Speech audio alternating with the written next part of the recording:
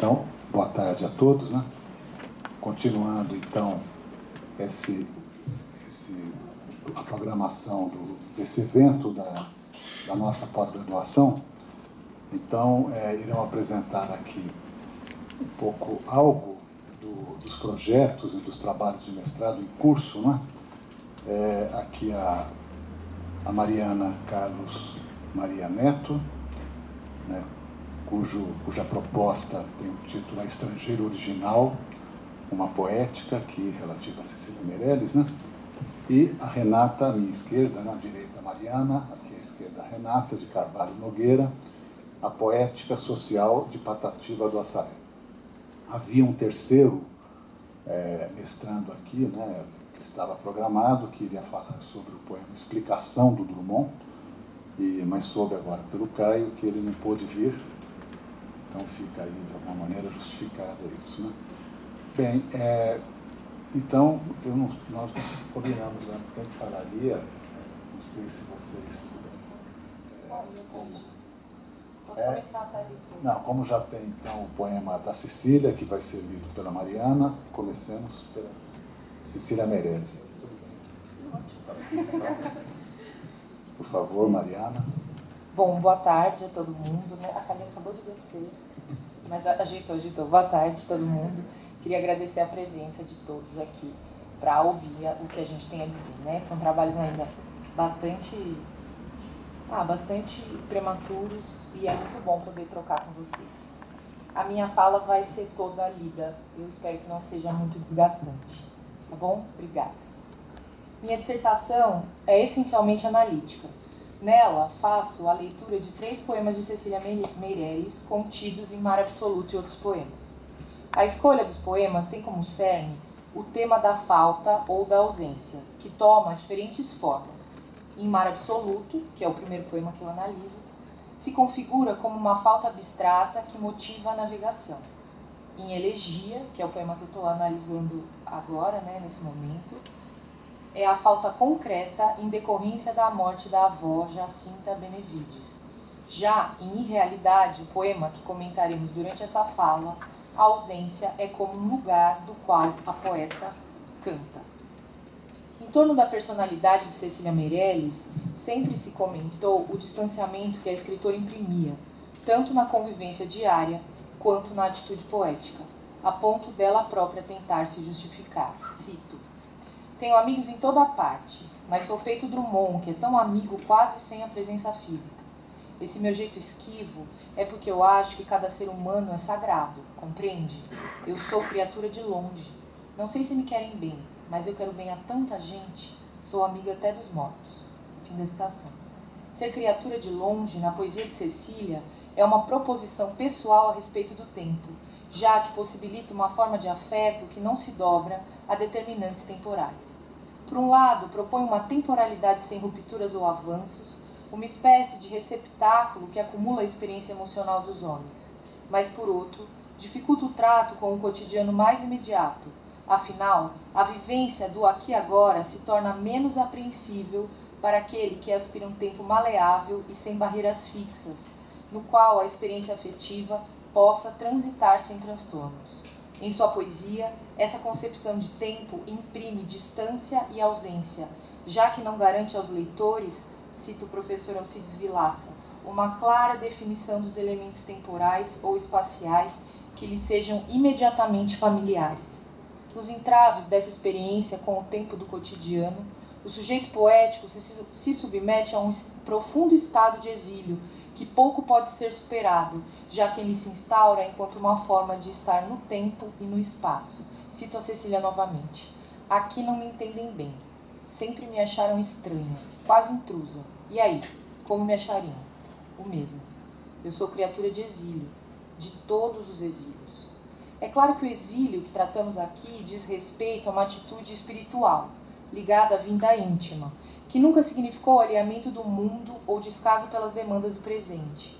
Mesmo se dizendo criatura de longe, Cecília não rejeitou o mundo e viajou como poucos. A Cecília viajou o mundo, né? Mesmo para uma mulher dos anos 40, ela viajou o mundo. Sempre mantendo uma atitude curiosa e aberta em relação aos novos lugares, para os quais não abria só o coração, mas também sua poesia. Além disso, atuou nos anos 30 para a reformulação do ensino, principalmente através de publicações regulares de crônicas, sempre muito críticas, sobre educação e cultura. Mas o caso é que, em sua obra poética, qualquer tipo de engajamento social pouco teve espaço e o contato com o mundo foi quase sempre entremeado por uma espécie de tela que resguarda sua condição de estrangeiro original.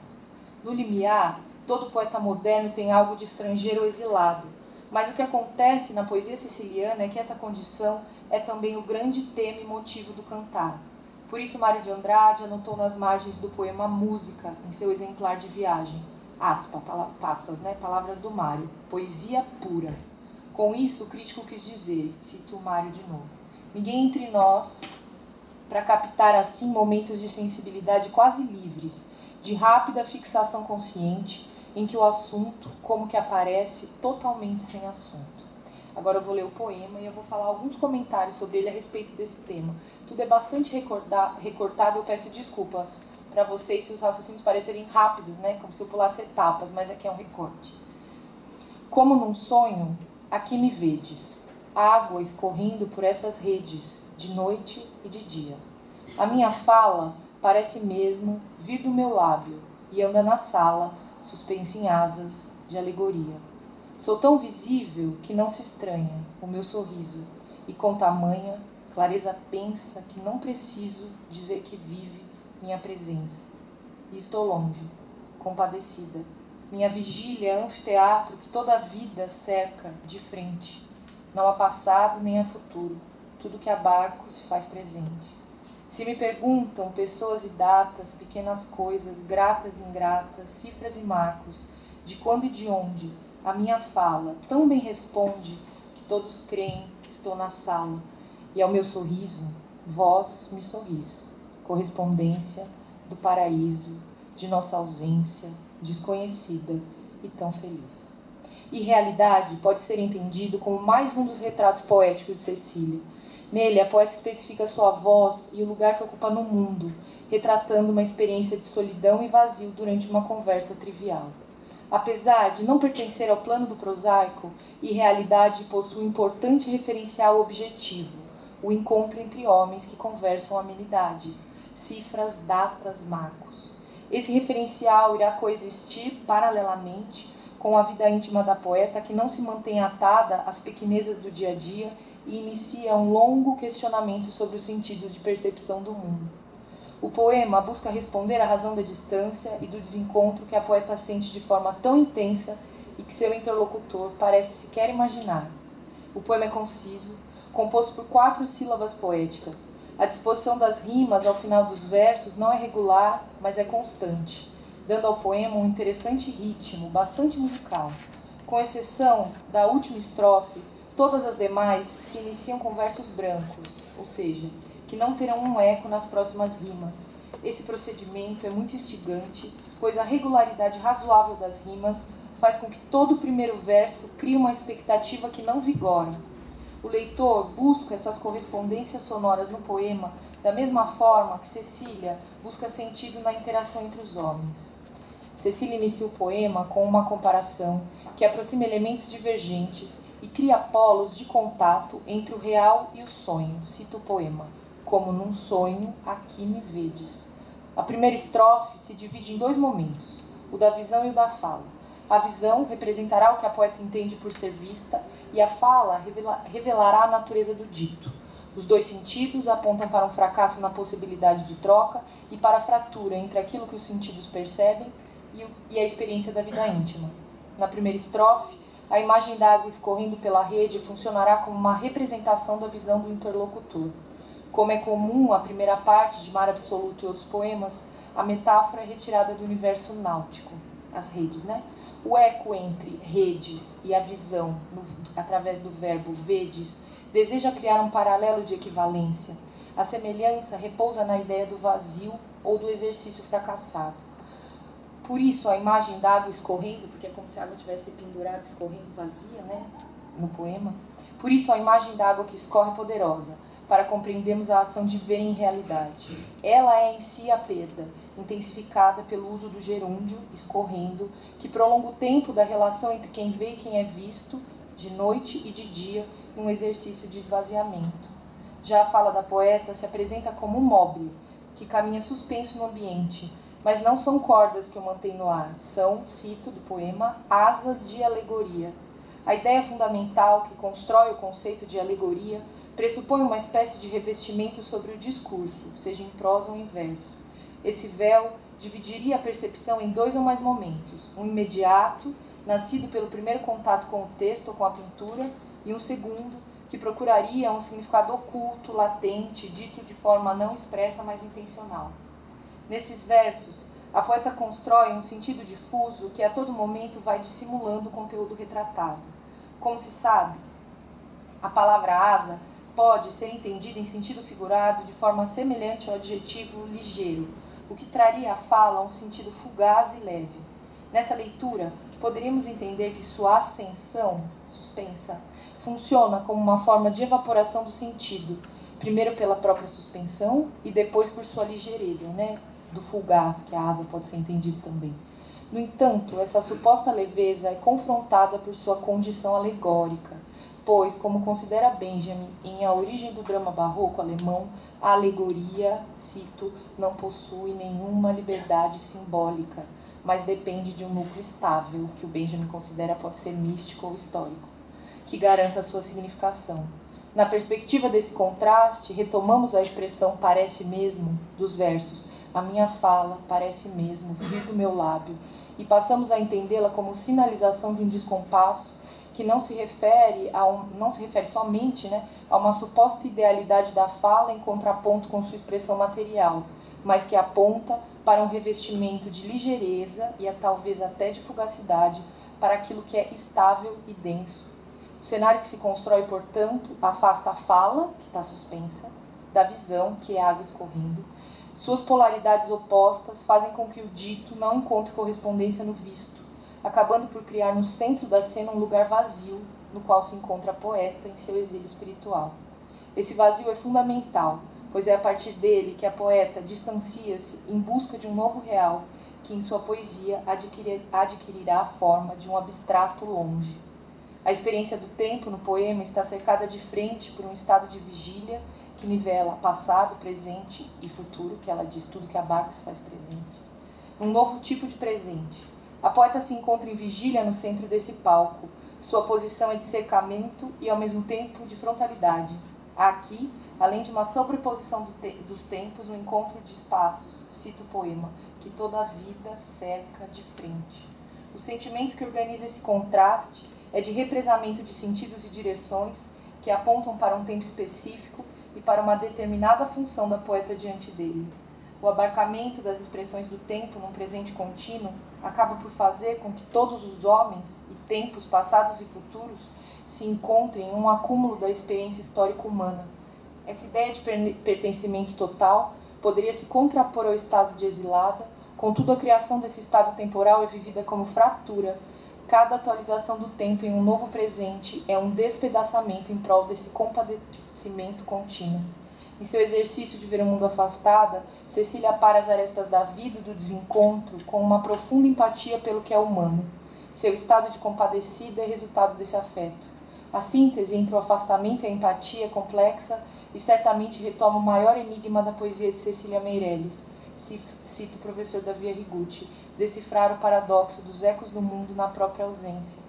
Ecos que muitas vezes são essa empatia, esse compadecimento que toma proporções enormes, sequer barrando-se pelo tempo linear ou ainda pela morte. A ausência na poesia de Cecília é uma forma de idealismo que assume o exílio longe como um lugar de fala, e eu não estou querendo entrar no mérito do que é um lugar de fala, é mais a ideia de onde o poeta canta,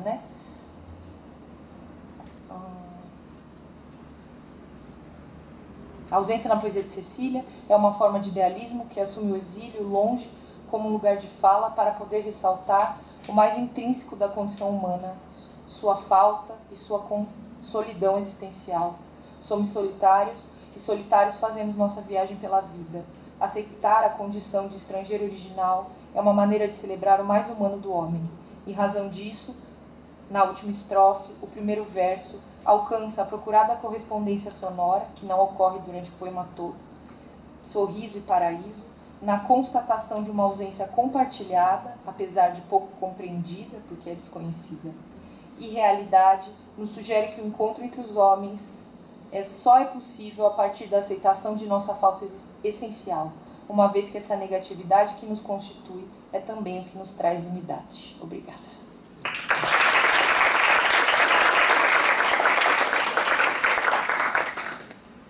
Bom, muito obrigado, Mariana. Passo então a palavra. Por favor. Então. Oi, boa tarde. Não sei muito bom o microfone. Deu certo.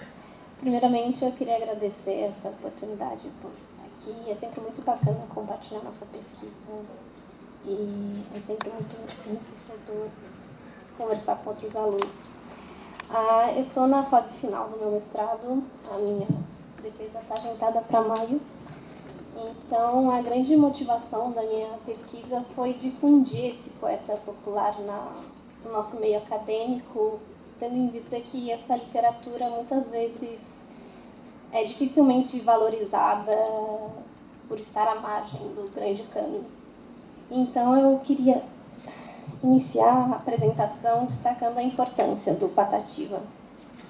Afinal, quem foi Patativa do Assaré? Patativa ele é reconhecido como um dos principais representantes da cultura popular nordestina e, além de poeta, ele também foi camponês. Obviamente, Patativa do Assaré é um pseudônimo. O nome de batismo dele é Antônio Gonçalves da Silva e esse agricultor sobreviveu da roça que plantava na Serra de Santana. Serra de Santana é um pequeno povoado que fica a 18 quilômetros de Assaré, do centro de Assaré, né, que por sua vez está no interior do Ceará.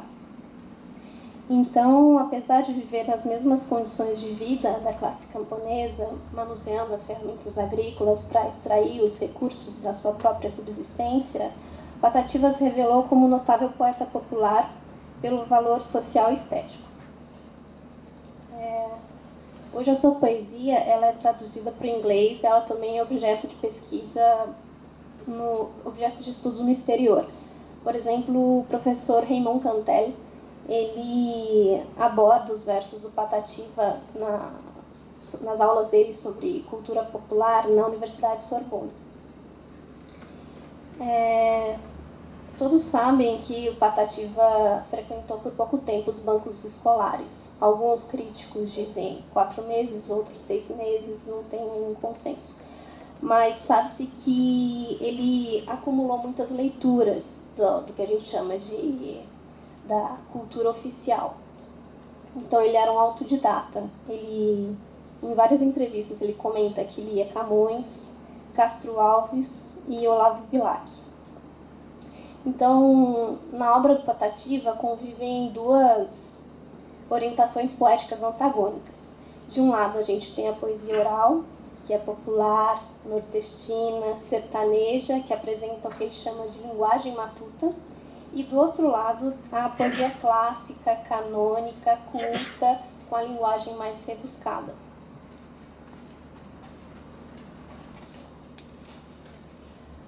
Apesar desse biculturalismo formal e linguístico, Patativa se definia como um matuto sertanejo, cuja existência era traduzida em uma linguagem compreensível para seus pares. O poeta se mostrava muito sensível em relação aos temas sociais, como a fome, o êxodo rural, a seca e a reforma agrária. Patativa, assim, considerava-se porta-voz de todos aqueles economicamente excluídos. Ele chegou a se declarar: eu sou um caboclo roceiro que, como poeta, canto sempre a vida do povo. O meu problema é cantar a vida do povo, o sofrimento do meu Nordeste, principalmente daqueles que não têm terra. Cláudio Andrade, autor da tese Aspectos Impasses da poesia de Patativa do Assaré, que foi defendida aqui também na FEFELESH, na área de literatura brasileira, em 2008, ele divide a poesia patativana em 2 conjuntos. Há uma lírica, por meio da qual o poeta dá voz aos sentimentos nascidos no encontro com a natureza, com o belo e com as questões propriamente filosóficas da condição humana. ao lado de uma poesia social, voltada para a vida do povo, seus reveses e dificuldades na luta pela sobrevivência e por autonomia e dignidade. Em entrevista concedida a Gilmar de Carvalho, que é um grande estudioso do Patativa, que acabou se tornando um amigo do poeta, eles destacam a distinção entre a poesia lírica e a poesia social. E o Patativa mesmo confessa a quase totalidade de uma poesia engajada. O Gilmar de Carvalho comenta: Patativa gosta de poesias sociais, mas também gosta de uma poesia apaixonada. A Patativa responde: mas não tenho muita poesia apaixonada, não. É quase que não tenho. Eu tenho só poesia, quase só poesia social. Então, quando a gente fala de Patativa, é inegável a gente pensar de imediato essa poética social, esse conteúdo social nas obras dele. Uma vez que o projeto literário dele se referia à representação da verdade e da justiça.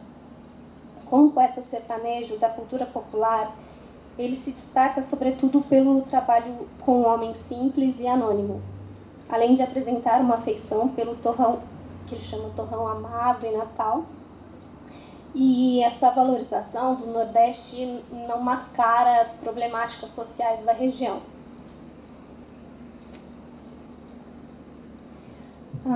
Portanto, o objetivo da pesquisa é investigar como a crítica social aparece nos poemas de Patativa e observar quais espaços histórico-culturais esse sujeito poético apresenta.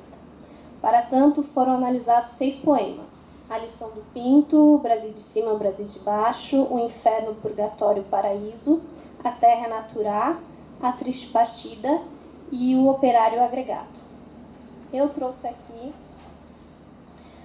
o poema Operário Agregado, o Agregado Operário, para ler com vocês e analisar um pouquinho. Eu vou ler rapidamente. Sou poeta do Nordeste, criado dentro da mata, caboclo, cabra da peste, poeta cabeça chata. Por ser poeta roceiro, eu sempre fui companheiro da dor, da mágoa e do pranto. Por isso, por minha vez, vou falar para vocês o que é que eu sou e o que eu canto. Sou poeta agricultor do interior do Ceará. A desgida, o pranto e a dor, canto aqui, canto acolá. Sou amigo do operário que ganha um pobre salário e do mendigo indigente. E canto com emoção o meu querido sertão e a vida de sua gente.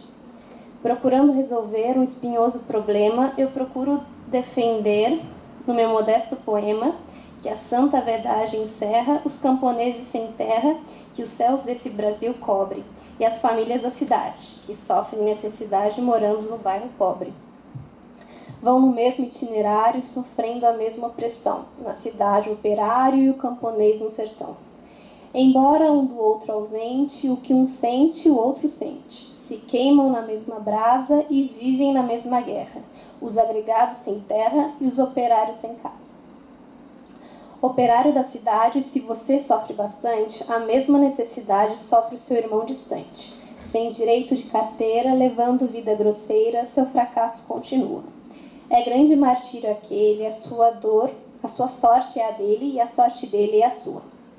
Disso eu já vivo ciente. Se na cidade o operário trabalha constantemente por um pequeno salário, lá no campo agregado se encontra subordinado sob o jugo do patrão, padecendo vida amarga, tal qual o burro de carga debaixo da sujeição. Camponeses, meus irmãos e operários da cidade, é preciso dar as mãos e gritar por liberdade, em favor de cada um formar um corpo comum, operário e camponês. Por isso, só com essa aliança, a estrela da bonança brilhará para vocês. Uns com os outros se entendendo, esclarecendo as razões e todos juntos fazendo suas reivindicações. Por uma democracia de direito e garantia, lutando de mais a mais. São estes os belos planos, pois nos direitos humanos nós todos somos iguais. Esse poema ele se encontra no livro Espinho e Funô, de 2005, e se apresenta em décimas, o modelo de estrofe mais frequente na obra de Patativa. Dos 525 poemas do Patativa, 271 foram escritos em forma de décimas. Mas as décimas empregadas pelo poeta não são todas iguais no que se refere ao esquema de rimas. São encontrados 4 4 esquemas rítmicos diferentes. O esquema de rimas tipo A, 110 poemas, tipo B, 151 poemas, tipo C, 9 poemas e tipo D, 1 poema. Esse poema que eu trouxe aqui, ele é do tipo A, B, C, C, D, E, D. O Cláudio Andrade, ele observa que as rimas do tipo A elas são encontradas de forma similar em um único poema do Castro Alves, que é o Navio Negreiro, que o Patativa, em várias entrevistas, comentou que havia lido. E não foram verificadas nos poetas do Cordel, nem em nenhum outro poeta da chamada literatura canônica. Entretanto, trata-se de uma ocorrência isolada na obra nesse poema do Castro Alves, porque essa 10ª está presente em apenas 13 estrofes. Então, o Cláudio Andrade, ele conclui que, tendo em vista a raridade desse tipo de 10ª no conjunto de obras consultadas, em contraste com a sua ampla utilização em Patativa do Assaré, conclui-se que o tipo estrófico tão presente na obra do poeta sertanejo é uma raridade na poesia.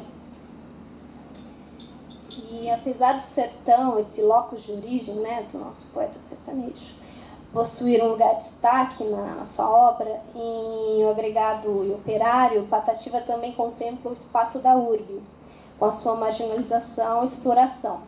Assim, torna-se interessante investigar o engajamento social nas figurações do rural e do urbano na obra do poeta sertanejo. Como o título já antecipa, os interlocutores do poema são os operários e os camponeses. Desse modo, revela a similar condição de vida da população pobre da cidade e do sertão. Observa-se uma relação dialógica entre o sertão e a cidade. No contexto rural, os camponeses explorados pelo fazendeiro, e no contexto urbano, o proletariado que é explorado pelo patrão. O sujeito poético se denomina matuto, caboclo e poeta roceiro. Tais condições lhe dão o direito de se tornar companheiro do penar do povo oprimido. Ali nos versos 6 e 7. Eu sempre fui companheiro da dor, da mágoa e do pranto. Na segunda estrofe, esse sujeito traz uma apresentação mais detalhada de si e de seu canto. Sou poeta agricultor do interior do Ceará, versos 11 e 12. E canto aqui e canto acolá, verso 14. Isso é, seu canto representa todos os oprimidos, não apenas o povo sertanejo, mas também o operário da cidade. Deve-se observar que não se trata de uma visão de país cindido por desigualdades regionais, mas sim a percepção de antagonismo de classe, que geram grupos sociais excluídos e de privilegiados, tanto no sul como no norte, tanto na cidade quanto no sertão. O proletariado sofre a mesma exploração e está na mesma escala social que o camponês. O sujeito lírico afirma na terceira estrofe que busca corrigir em seu modesto poema, isso em consonância, né, com essa ideia de poesia matuta e poesia popular, os problemas sociais do país, tanto no sertão quanto na cidade. Na quarta estrofe, o sujeito poético aproxima os dois interlocutores, que passam necessidades, os agregados sem terra e os operários sem casa. Assim, ele busca unir, com base na verdade, essas duas massas que ainda não se reconhecem como iguais.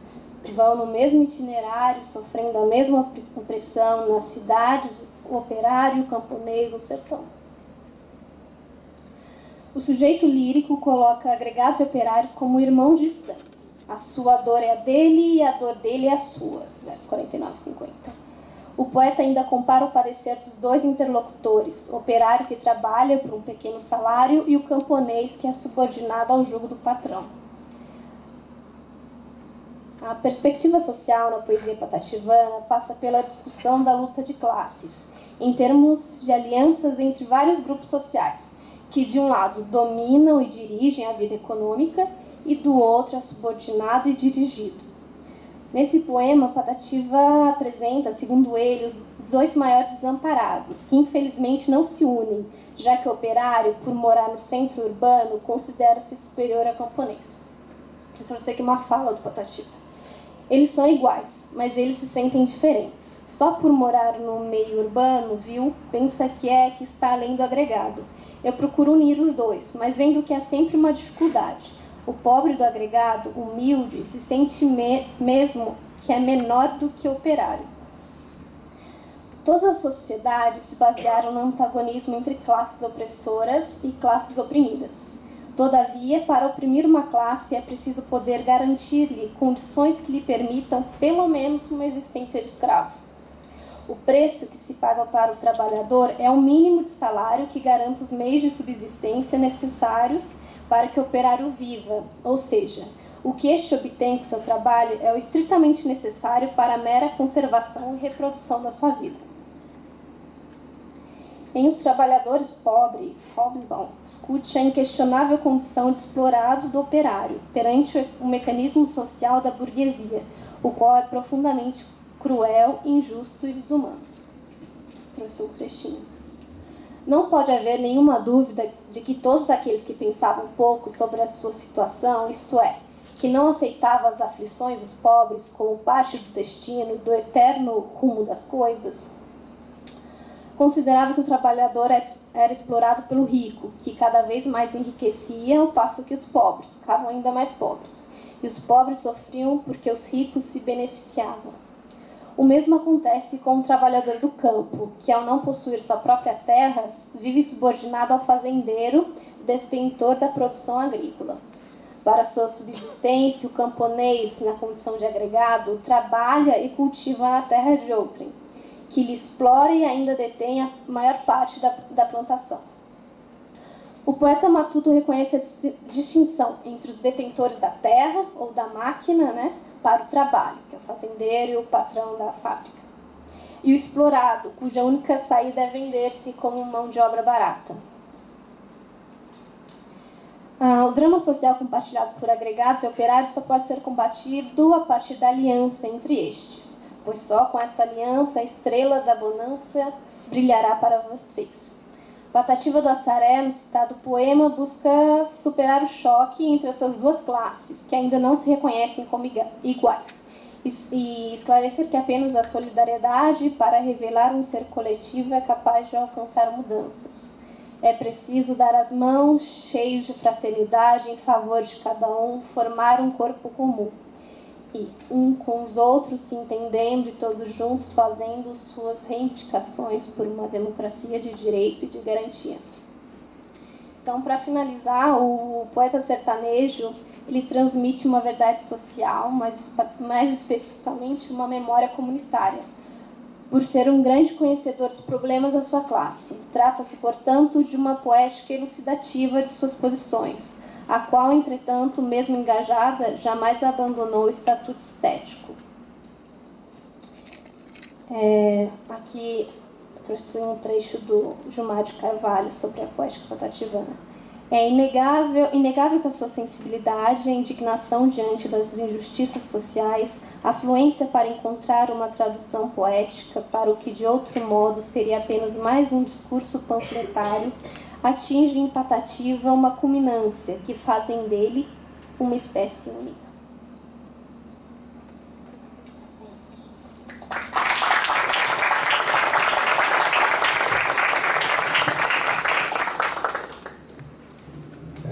Obrigado, Renata. Então, queria me corrigir, né, Renata? Você me desculpe, quer dizer, ao contrário da estar em preparação, está pronto o trabalho, né?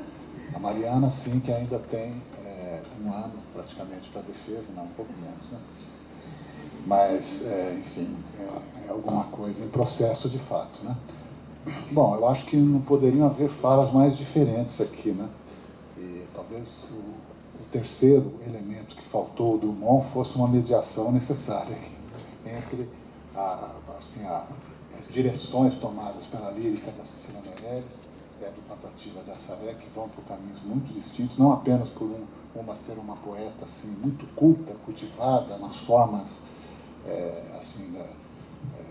portuguesas, né, e arcaizantes, embora, por um lado, alguém poderia dizer que esse arcaizante pode também encontrar uma raiz popular, coisa que a Cecília vai fazer depois, de alguma maneira, na forma do romanceiro, né, que poderia ter algo a ver com essa formalização do Patativa de Assaré, mas o fato é que esse refinamento ali buscado, né, por ela, e essa vertente mais de uma arte popular aqui do Patativa de Assaré, que é alguma coisa que, sem perder o refinamento, caminha por uma outra direção, né?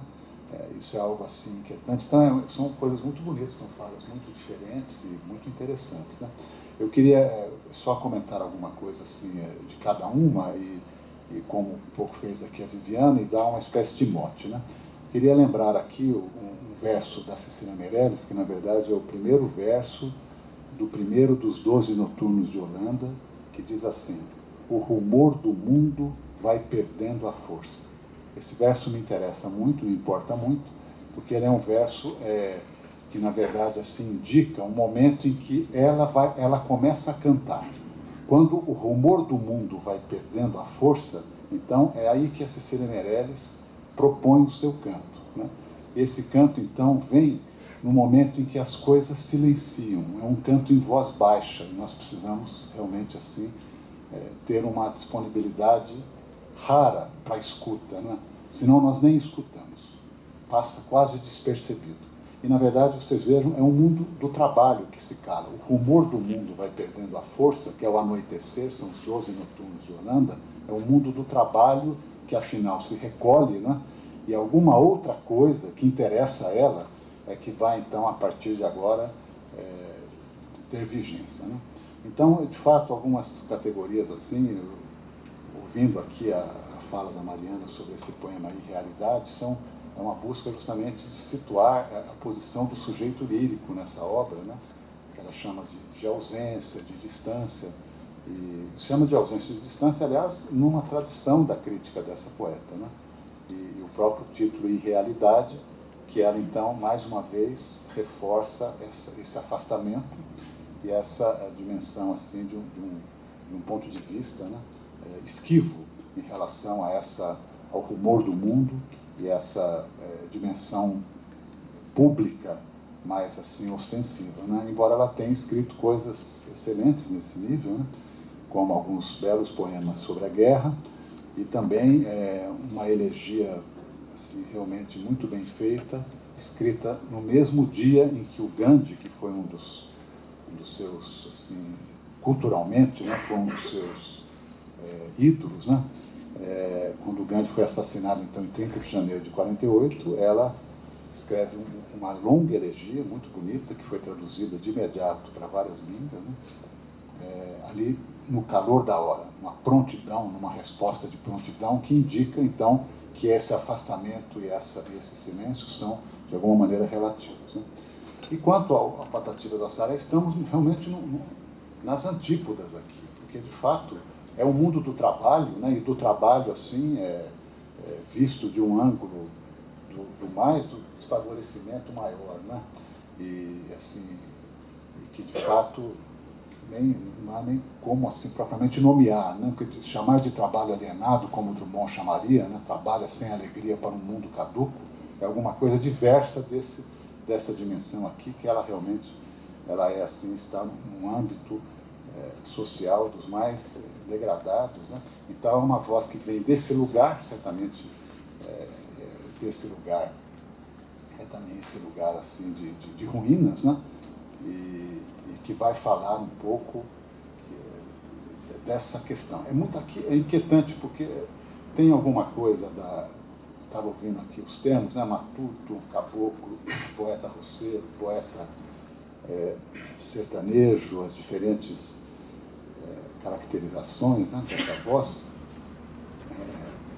E no final a ideia de uma memória comunitária, né, que me pareceu assim, muito interessante, muito precisa, talvez, para indicar essa coletivização aqui, né? E eu pensei muito enquanto, quer dizer, vejam, aqui nós estamos, um trabalho como esse é um trabalho assim que parece escapar, né, dos estudos literários, né? Não é isso? Quer dizer, tem aqui alguma coisa que então, às vezes até, a pessoa pode até quase ao ponto de pedir desculpas por estar estudando um autor assim, tão diferente do cânone, tão afastado do cânone, né? Essa é uma coisa para nós pensarmos aqui. Tem algo assim importante, porque nós conhecemos isso, por exemplo, pelo Manuel de Barros, numa certa linhagem do mundo roceiro, né?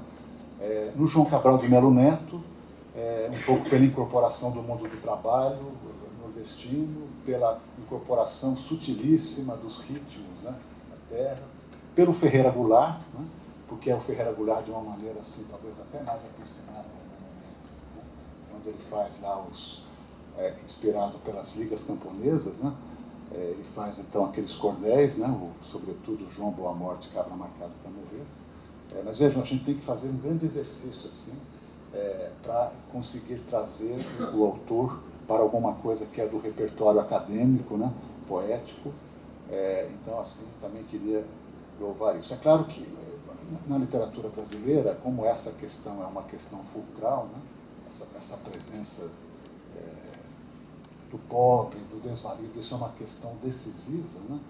Então a gente tem, assim, a ponto de, em várias obras fundamentais, como o Grande Sertão, o próprio narrador escolhido é um homem assim, né, um matuto, ainda que já esteja naquele momento um proprietário, mas ele já foi um homem assim, parecido com esses desvalidos, né?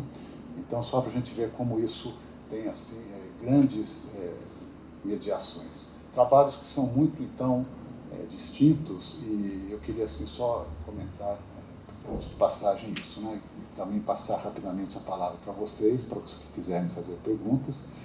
Haveria muita coisa a perguntar, não é? Inclusive por esses contrastes e também pela qualidade dos trabalhos de cada um, né? De cada uma delas, e as questões imensas que eles levantam, tá bom? Então, por favor, agora é com vocês aí. Vai lá.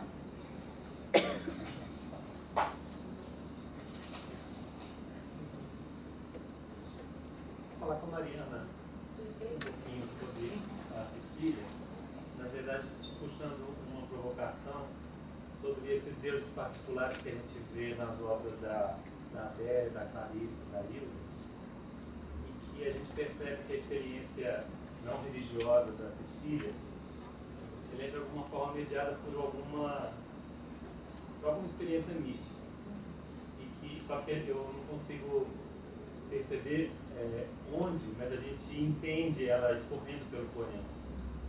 Há ali uma coisa ao longe mesmo, né? Esse exílio, essa ausência, essa distância. O Deus na Cecília estaria na natureza? É isso? Então, eu acho que isso que você falou foi uma percepção aguçada sua, porque a religiosidade nela, ela é como se estivesse diluída ao longe mesmo. Em nenhum poema ela vai ser assertiva. O misticismo, a ideia de um transcendente, de uma unidade, que para ela isso é importante. Ela acredita numa unidade. Nunca é reafirmado como um Deus, né? Como alguma forma de divindade desse tipo. Mas isso fica ao longe. O terceiro poema que eu vou analisar agora, que se chama Elegia, quando a avó morre, e em Mar Absoluto tem outro poema que é do mesmo tipo, ela nota que o corpo da avó começa a fazer parte de uma natureza que funciona muito harmoniosamente, de algo que sugere uma unidade. Mas eu não acho que haja uma aposta num Deus, né? Mas há esse misticismo difuso, totalmente difuso. A poesia da Cecília, ela é muito difícil de tocar. O que o professor Murilo falou é verdade. A gente tem que ter muita delicadeza, porque senão as coisas são atravessadas. E fora isso, ela não é uma poeta que se diz, né? Por exemplo, como a Adélia. A Adélia se diz, né? A Cecília não se diz. E a gente tem que fazer esse esforço, que você fez um pouco, de perceber o que escorre por trás do poema, né? Ou nos versos. Nada, imagina.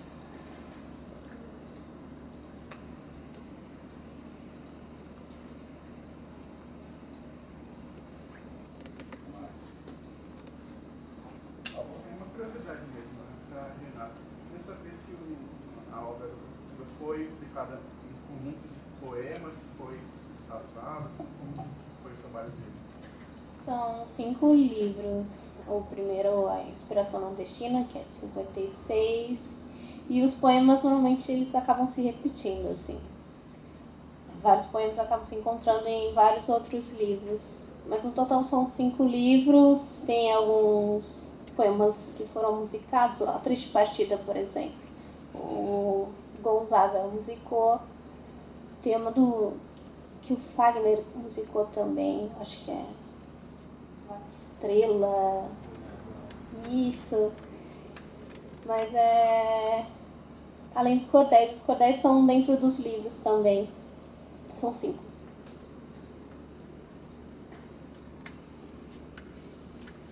Uma pergunta bem boba, na verdade, também para Renata sobre o Patativa. Boba porque é uma curiosidade mesmo, acho que um pouco da vida dele, já que está trazendo, né, para o mundo acadêmico, para além da poesia, talvez.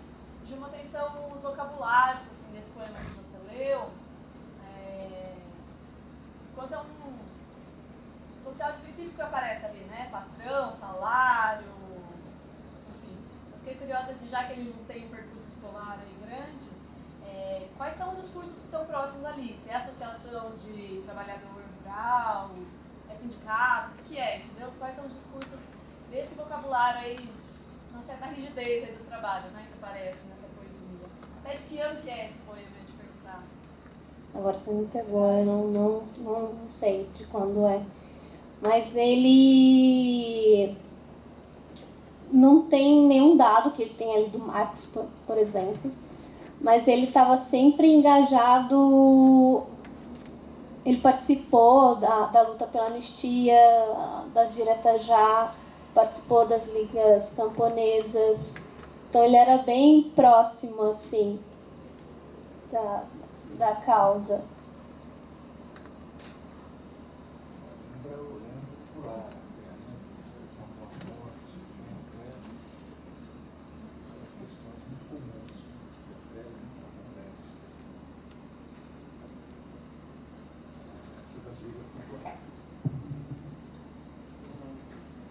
Já falei, já foi.